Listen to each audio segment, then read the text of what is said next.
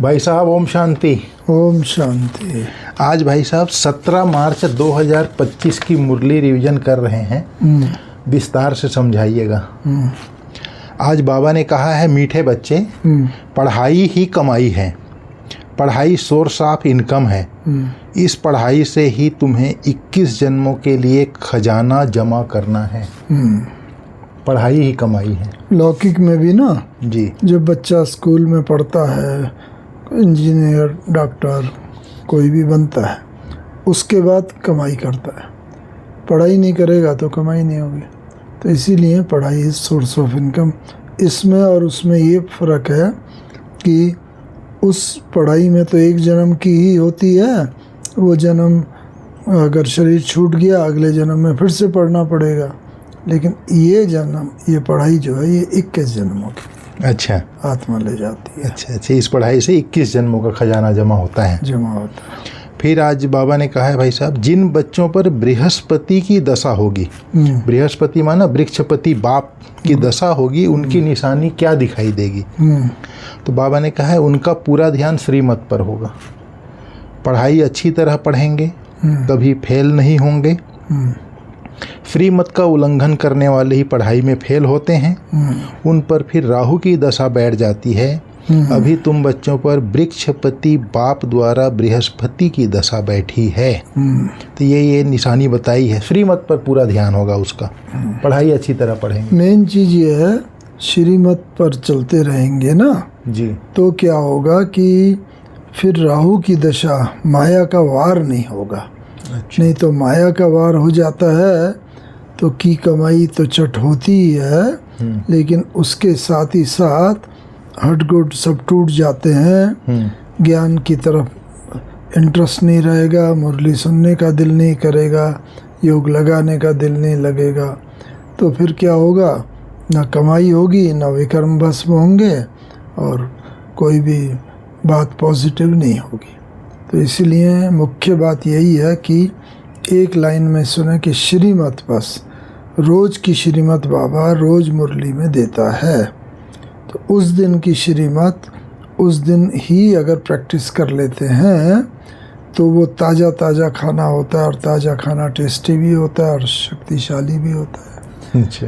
हाँ, अगर आज की बात परसों धारण करने की कोशिश करेंगे, चलो 2 दिन बाद धारण कर लेते हैं, तो अच्छी बात है। मुरली की श्रीमत तो ठीक ही है, लेकिन मुरली की विशेषता यह है कि जिस दिन हमारे सामने जो पेपर आने वाला होता है, बाबा उसकी सावधानी देता है जी।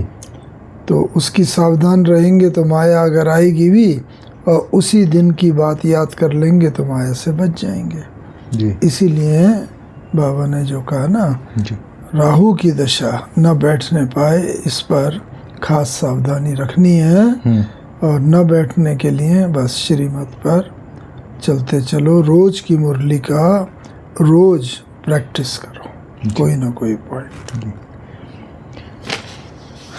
भाई साहब, बाबा ने आज कहा है, इस पुरानी दुनिया को देखते हुए बुद्धि का योग बाप व नई दुनिया तरफ लगा रहे। इस पुरानी दुनिया को देखते हुए बुद्धि का योग बाप व नई दुनिया की तरफ लगा रहे।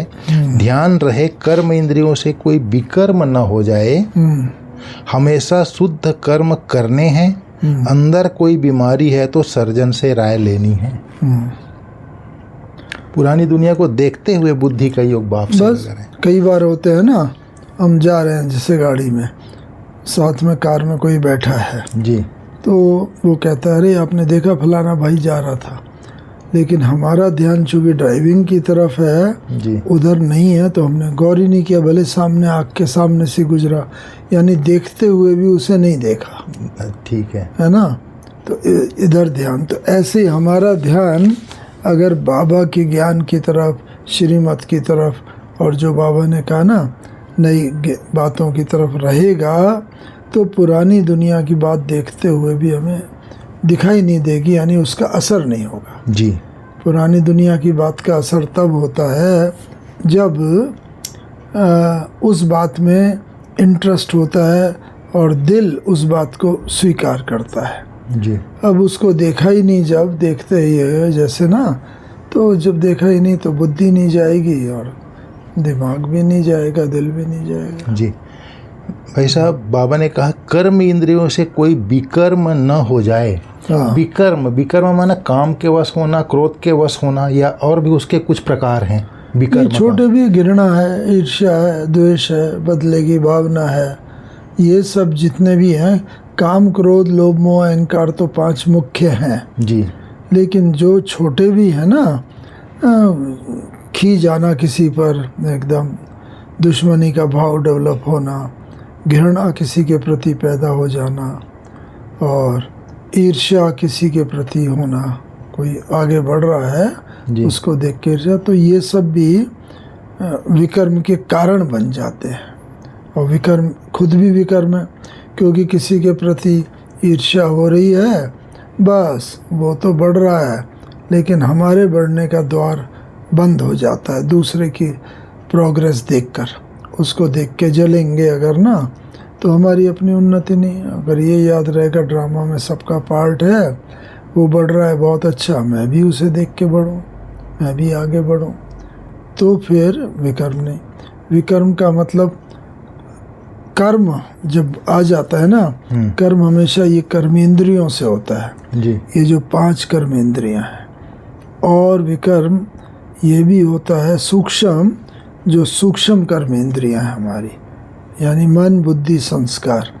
इसीलिए बाबा कहता है रोज रात को सोने से पहले अपने मन बुद्धि संस्कार की दरबार लगाओ जी। देखो, जब तक चेक नहीं करेंगे मन आज कितनी बार मेरा हुक्म नहीं माना सारा दिन में मन ने, और वो बात अगर बुद्धि में रहेगी तो कल को देखेंगे, अटेंशन अगर रहेगा तो कल को, आज अगर 4 बार उसने मन ने हमारी बात नहीं मानी तो कल अटेंशन होगा तो कल 3 बार या 2 बार हो जाएगा जी।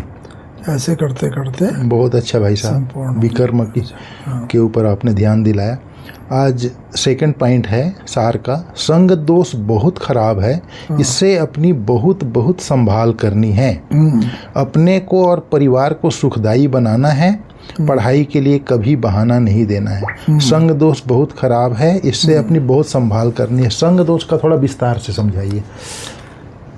संग दोष क्या है? जैसे बाबा 2 दिन पहले ही बोला था, सबसे बड़ा संग दोष का कारण है पिक्चर, सिनेमा जी, है ना जी। क्योंकि कोई चीज़ अगर देखते हैं, आपने लगातार 3 घंटे तक सिनेमा देखा, सुना, देखा, उसको व्यवहार देखा, सब कुछ है ना, तो वो चीज़ ज़्यादा देर तक असर करती है। आप देखो सिनेमा 20 साल पुराना भी याद होगा, मुरली आज सुबह की याद नहीं होगी है ना, क्योंकि उधर इंटरेस्ट हो गया जी। और वो कंटिन्यूअस वो करा। वो जिस वक्त पिक्चर देखते हैं उस वक्त बुद्धि कहीं नहीं जाती, कहीं सारी बुद्धि पिक्चर की तरफ ध्यान रहता है ना जी। तो इसीलिए वो अपना असर डालती है। मुरली सुनते हैं तो बुद्धि कभी घर भाग गई, कभी नौकरी में, धंधे में, बिजनेस में, तो बुद्धि भाग जाती है, तो वो संग कंटिन्यूअस नहीं रहता है जी। तो संग का रंग भी लगता है, संग का दोष भी लगता है। अच्छा, हाँ, संग का रंग ही तो लगता है, इसीलिए तो अच्छा संग होगा बाबा के साथ का, ज्ञान का, योग का, तो वो संग है, उसका असर अच्छा पॉजिटिव होता है जी। और संग दोष है, पिक्चर है, कोई परमत है, परनिंदा है, चुगली है, कोई भी बात है, ये सब जो है संग दोष है, उसका भी असर रखता है। तो संग का तो असर होता ही है, अच्छा हो या बुरा हो जी। तो ये देखना है कि अच्छा संग तो हम मुरली का थोड़े समय करते हैं, सुबह आधा पौना घंटा जी।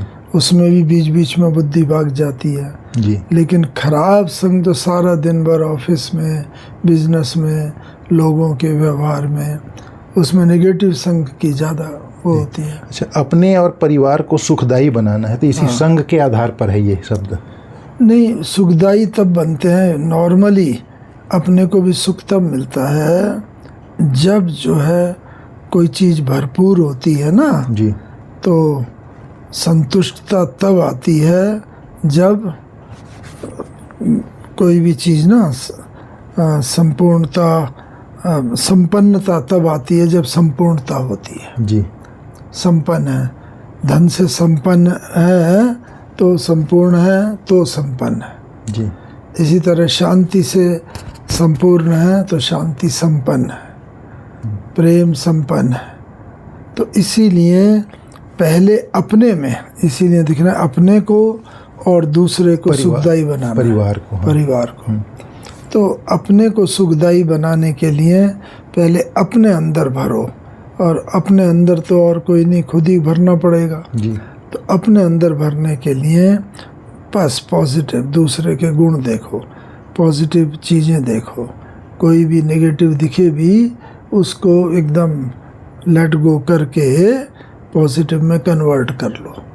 तो बस, तो वो ये दूसरे को सुखदायी बनाना हुआ। अच्छा। अपने को जितना सुखदायी, जो चीज़ मेरे पास होगी वो दान कर सकेंगे ना। जी। जो है ही नहीं, मेरे पास ही नहीं है, तो हम दान क्या करेंगे। जी। अगर मैं खुद सुखदायी नहीं हूँ तो दूसरे को सुखदायी कैसे बनाऊंगा। तो इसीलिए पहले अपने को सुखदायी बनाना है और फिर दूसरे को भी सुखदायी बनाना है। आज का वरदान है भाई साहब, हाँ। श्रेष्ठ भावना के आधार से सर्व को शांति शक्ति की किरणें देने वाले विश्व कल्याणकारी भाव। इसका विस्तार है, जैसे बाप के संकल्प व बोल में, नयनों में सदा ही कल्याण की भावना व कामना है, ऐसे आप बच्चों के संकल्प में विश्व कल्याण की भावना व कामना भरी हुई हो। कोई भी कार्य करते विश्व की सर्व आत्माएं इमर्ज हों। मास्टर ज्ञान सूर्य बन शुभ भावना श्रेष्ठ कामना के आधार से शांति व शक्ति की किरणें देते रहो, तब कहेंगे विश्व कल्याणकारी। इसके लिए सर्व बंधनों से मुक्त स्वतंत्र बनो। बाप का उदाहरण दिया, फिर आप भी करो, ऐसा बोल रहा है बाप। तो सर्व बंधनों से अपने को स्वतंत्र करो, मुख्य बात ये है। जी। कोई भी बंधन होता है ना, जी, स्वतंत्र नहीं होता तो व्यक्ति मन चाही बात नहीं कर सकता। जी। तो इसीलिए अभी हम अगर मन चाही ये बात सुनते तो हैं, विश्व का कल्याण करो, पॉजिटिव बात सोचो, श्रेष्ठ भावना रखो, श्रेष्ठ भावना, श्रेष्ठ कामना, श्रेष्ठ भाव रखो। लेकिन ये क्यों नहीं हो पाती? क्योंकि हम बंधन में बंधे हुए हैं। जी। स्वतंत्र नहीं है, मन भी स्वतंत्र नहीं है, मन भी परमत के बंधन में बंधा हुआ है। तो इसीलिए पहले अपने मन, वचन और कर्म को स्वतंत्र बनाओ। जी। हाँ, मन में वो ही विचार उठे जो सिद्ध होने वाले हों। मन में अच्छे संकल्प तभी उठेंगे जब उनका स्टॉक होगा हमारे पास। जी। कोई भी चीज़ का स्टॉक होता है, पैसा है फट से निकाल के दे दिया, भोजन का स्टॉक है, किसी को भोजन पर आमंत्रण कर लिया, कोई भी बात है। तो पहले अपने को स्टॉक से भरपूर करो। जी। हाँ, इसीलिए अपने अगर स्टॉक भरपूर होगा तो पहले संपन्नता जब होगी ना, तो फिर और भी संपूर्णता होगी तो संपन्नता। श्रेष्ठ भावना का स्टॉक कैसे जमा होगा? श्रेष्ठ भावना का जैसे ही किसी के मन में नेगेटिव फीलिंग आए, तुरंत उसे बाई फोर्स हटाओ। नहीं, ये भाई तो बहुत अच्छा है, बहन बहुत अच्छी है, इसमें ये गुण है। हर एक में कोई ना कोई गुण अवगुण होते हैं, लेकिन हमारी जैसी भावना होती है हमें उसी का गुण या अवगुण नजर आता रहे। जी। तो इसीलिए नेगेटिव संस्कार, नेगेटिव बातें जैसे ही मन में आए तुरंत उसे हटा दो। नहीं, ये बहन तो बहुत अच्छी है, फलाना भाई तो बहुत अच्छा है, इसके अंदर देखो ये गुण है, कोई ना कोई गुण तो हो गए। उसी गुण को रिकलेक्ट करो, रिमाइंड करो अपने को। तो इस तरह से श्रेष्ठ भावनाओं तो श्रेष्ठ, हाँ, उसके अवगुण धीरे धीरे दिखने ही बंद हो जाएंगे। तो अपने को, हाँ, श्रेष्ठ भावनाओं का भरपूर हो जाएगा, स्टॉक भरपूर हो जाएगा। अपने अंदर श्रेष्ठ भाव, श्रेष्ठ भावना, श्रेष्ठ कामना, सबका स्टॉक अपने अंदर बढ़ाते चले। जी। जितना बढ़ते चलेंगे उतना ही सफलता मिलती चलेगी। आज का स्लोगन है भाई साहब, हाँ। मैंपन और मेरापन हाँ। यही देह अभिमान का दरवाजा है। हाँ अब इस दरवाजे को बंद करो।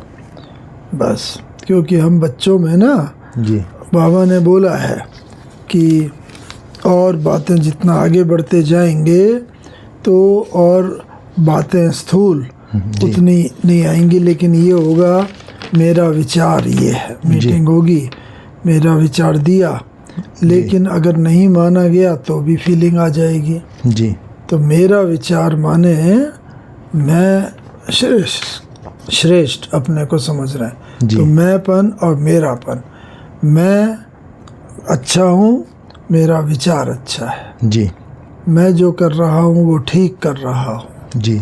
बस इसीलिए। आज खास एक पॉइंट और बहुत अच्छी बात बोली बाबा ने, जैसा अन्न वैसा मन के ऊपर आज बाबा बोला ने, मांस खरीद करने वाले पर, बेचने वाले पर, खिलाने वाले पर भी पाप लगता है। ये तो है ही है। इसके लिए भी आज बाबा ने नहीं बिल्कुल, इसी यही तो कर्मों की गुह्य गति है। जी कर्म माने अपना कर्म करा, हाँ हमने खाया, वो तो कर्मों की गुह्य गति का मतलब ही यह है, खाली एक कर्मों की गति होती है। सब जानते हैं कि दुख दिया दुखी होकर मरेंगे, या दुख दिया किसी को तो वो भी रिस्पॉन्ड में दुख देगा, लेकिन गुह्य गति ये है कि कर्मों की मन में भी सोचा। हमें याद है जब हम लोग ज्ञान में आए तो बाबा कहते थे, बच्चे मंशा में तो अंत तक भी कमज़ोर संकल्प आते रहेंगे, लेकिन वाणी में या कर्मों से नहीं करना है, कर्मेंद्रियों से, उससे विकर्म बनता है। फिर बाबा धीरे धीरे कर्मेंद्रियों की बात के साथ साथ अगर वाणी से भी किसी को दुख दिया, कष्ट दिया, गाली दिया, कोई ऐसी बात की, अपमान की बात करी, तो वाणी से भी बोला दुख दिया तो दुखी होकर मरेंगे, यानी खुद भी दुख की अनुभूति होगी अंत समय में, और अंतमति सोगति तो होती है जी। तो इसीलिए फिर बाबा उससे भी सूक्ष्म ले आए कि मंशा में भी अगर किसी के प्रति हमारी भावना शुद्ध नहीं है, अशुद्ध भावना है, तो मन के अंदर के भी वाइब्रेशन पहुंचते हैं जी। और जैसे होता है ना जी, हाँ, तो किर्लियन फोटोग्राफी का जैसे बताते हैं साइंटिस्ट का, ऐसा कैमरा बनाया, मन के विचार ऑरा के रूप में, लाइट के रूप में आ जाते हैं जी। इसीलिए जो महान महान आत्माएं होती हैं उनको अच्छे अच्छे गोल्डन कलर का लाइट दिखाते हैं जी। तो वो तो इसीलिए ये जो है अपने को देखना है कि मेरे मन के अंदर, मन से भी और सूक्ष्म है स्वपन जी। मन इच्छाओं का नाम है, संकल्पों का नाम है, लेकिन अतृप्त इच्छाओं का नाम स्वपन है। अच्छा। जो अतृप्त इच्छाएं होती हैं अधिकतर वो या तो स्वपन के रूप में आएंगी, पहली बात तो वो नींद ही नहीं आने देंगी। अच्छा। मन में अंदर किसी के प्रति देहभान की भावना है, नाम रूप की भावना है, तो वो आप सोने का स्वांग कर रहे हैं, लेटे हुए हैं, लेकिन आपकी कर्मेंद्रियां भी चंचल होंगी, अथवा जिसमें नाम रूप में है वो उसकी याद आती रहेगी, तो नींद ही नहीं आएगी जी। अगर चलो थोड़ी देर बाद नींद भी आ भी गई तो नींद में स्वपन के रूप में वही आत्मा नाम रूप वाली आती रहेगी जी। तो इसीलिए स्वपन जो है इसका भी सूक्ष्म रूप है। तो इसीलिए बाबा कहता है स्वपन को शुद्ध करने के लिए सोने से पहले ज़रूर मन वचन कर्म की दरबार लगाओ, मन बुद्धि संस्कार की, और ये जितनी दरबार लगेगी उतना अशुद्ध कोई भी विचार नहीं आएंगे, और स्वपन भी हमारे बहुत सुखदायी होंगे। जो बाबा ने खुद भी सुखदायी बनो, दूसरे को भी सुखदायी बनाओ। तो इसीलिए पूरा, और एक बार बाबा ने बोला था 8 आत्माओं में और 108 आत्माओं में क्या अंतर होगा जी पुरुषार्थ का। तो बाबा ने बताया 8 आत्माएं जो होंगी ना, उनकी स्वपन में भी कमाई होगी। अच्छा। हाँ, जबकि जो 108 वाले वो है तो जब तक चैतन्य है, जागृत है, तब तक कमाई कर सकते हैं। और उनकी स्वप्न इतने ज़्यादा श्रेष्ठ नहीं होंगे जितने 8 के होंगे। जी। तो स्वप्न में भी कमाई तब होगी जब मन, सूक्ष्म मन के अंदर भी, सबकॉन्शियस माइंड के अंदर भी इतनी हद तक हमारे वो शुद्धता हो, पवित्रता हो। जी। तो अभी आवश्यकता स्वप्नों को शुद्ध करने की है, और स्वप्न शुद्ध होंगे, संकल्प पहले शुद्ध होंगे, और संकल्प के साथ साथ सूक्ष्म संकल्प जी वो शुद्ध। बहुत अच्छा भाई साहब, आपने बहुत गुह्य गति समझाई आज बाबा की बातों की। ओम शांति। ओम शांति। शांति।